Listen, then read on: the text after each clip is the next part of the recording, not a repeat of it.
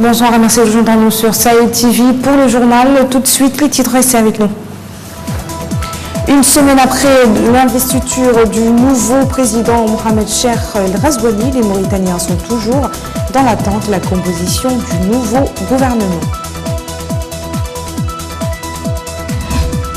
La société Cosmos Energy maintient sa décision de cessation de 10% de ses parts dans le projet pétrolier Ahmeyim Grand Tortue. Elle est détentrice de 30% de la part sénégalaise et 28% de la part mauritanienne. À la veille de la fête et de la grande fête, l'offre en ovins et caprins dépasse la demande, mais les clients attendent toujours à cause des prix exorbitants du bétail. Voilà pour les titres, merci de vous joindre à nous. Après une semaine d'investiture du président Mohamed Cheikh El Ghazouani, la nomination du Premier ministre et du ministre secrétaire général de la présidence, les Mauritaniens attendent toujours la composition du nouveau gouvernement. Le choix se fait cette fois-ci dans le secret des murs du palais Ocre. Explication, c'est Récidivé.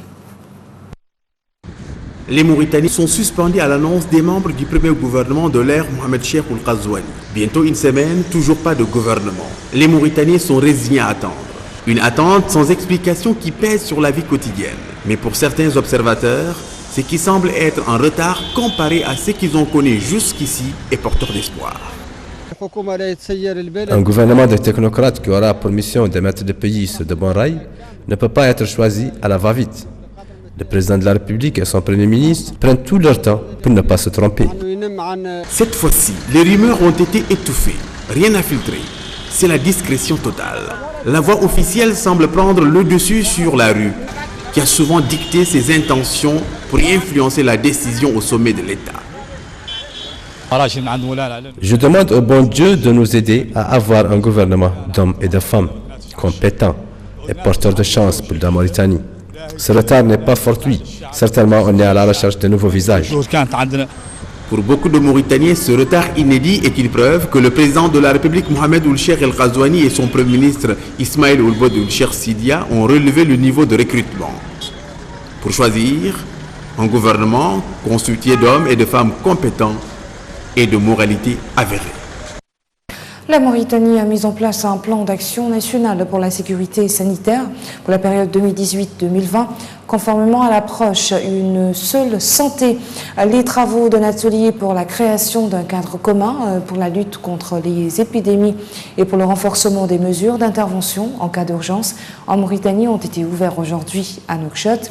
Ce programme dénommé Une seule santé vise à adopter les textes organisationnels de la plateforme et la définition du rôle et des responsables des différents comités techniques chargés du suivi de l'exécution. Je vous le disais en titre, Cosmos a maintenu sa décision de cessation de 10% de ses parts dans le projet pétrolier Ahmeyim Grand Tortue entre le Sénégal et la Mauritanie. Dans un communiqué publié en début de semaine et annonçant ses résultats du second trimestre de l'année, le groupe pétrolier gazier Cosmos Energy affirme en effet avoir accepté de céder d'ici la fin de l'année sa participation dans des projets au large des côtes mauritaniennes et sénégalaises. Dans ce projet, les ressources totales en gaz estimées à environ 15 000 milliards de pieds cubes à développer en partenariat avec la compagnie pétrolière British Petroleum.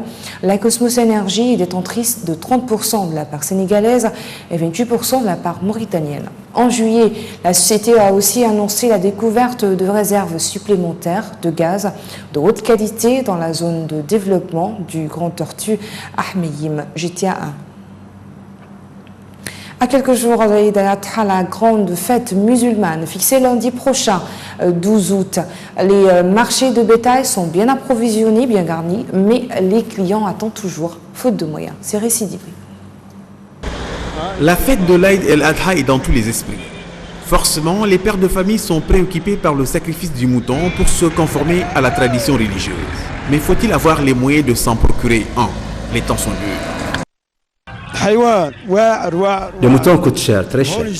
Pour les prix, il y a plusieurs choix. On en trouve à 30 000 ouguiya, 40 000 ouguiya, jusqu'à 42 000 ouguiya, et même au-delà.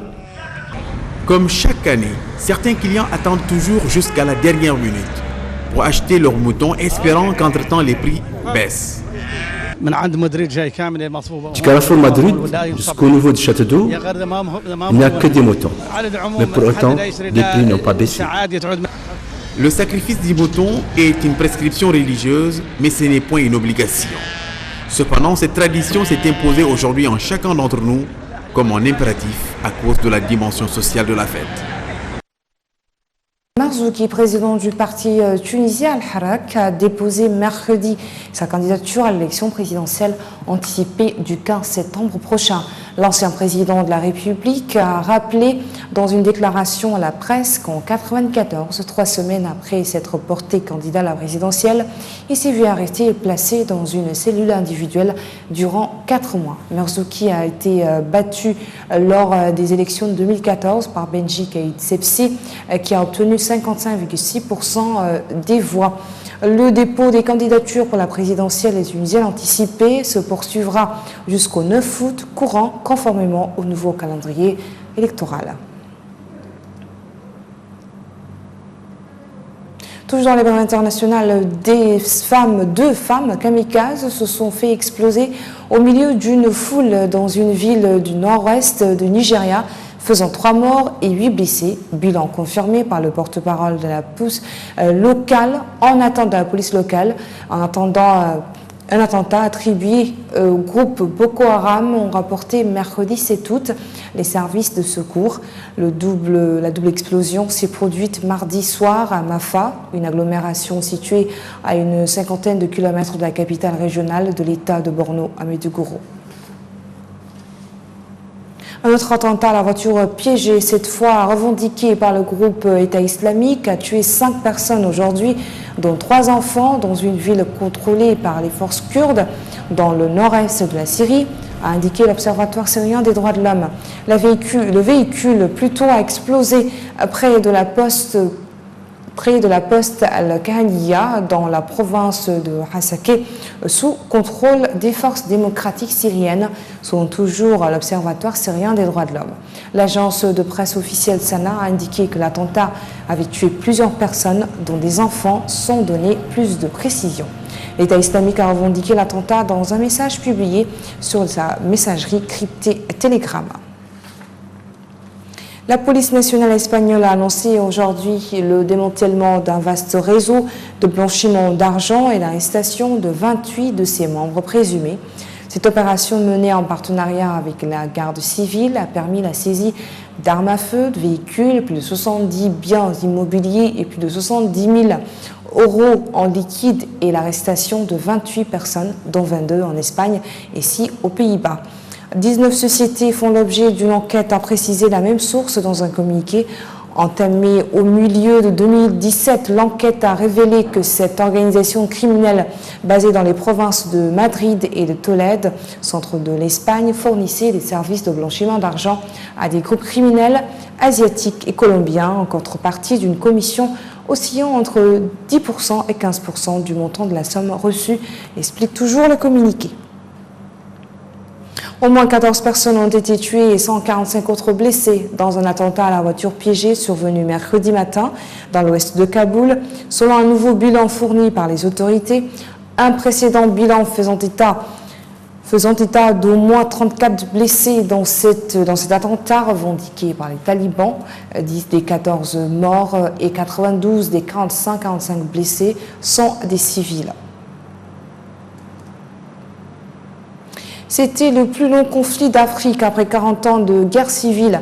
Les anciens rebelles de la Renamo et le gouvernement du président Filipe Nyusi ont signé un accord de paix qualifié d'historique. C'est sur la place de la paix de Maputo de la résistance nationale de Mozambique, ancienne rébellion devenue le parti principal, le parti d'opposition au Mozambique, a signé hier un traité de paix définitif avec le gouvernement de Maputo 27 ans après la fin de la première guerre civile, sous les applaudissements nourris de la population et de quelques dirigeants africains comme Paul Kagame et Cyril Ramaphosa. Voilà qui met fin à ce journal. Merci à vous de votre attention. Le rappel des titres. Une semaine après l'investiture du nouveau président Mohamed Cheikh El Ghazouani, les Mauritaniens sont toujours dans l'attente de la composition du nouveau gouvernement. La société Cosmos Energy maintient sa décision de cessation de 10% de ses parts dans le projet pétrolier Ahmeyim Grand Tortue et les entrises de 30% de la part sénégalaise et de 28% de la part mauritanienne. À la veille de la fête Al-Adha, la grande fête musulmane, l'offre en vin et caprin en Mauritanie dépasse la demande, mais les clients attendent toujours cause des prix exorbitants du bétail. Merci, très bonne suite de programme sur Sahel TV.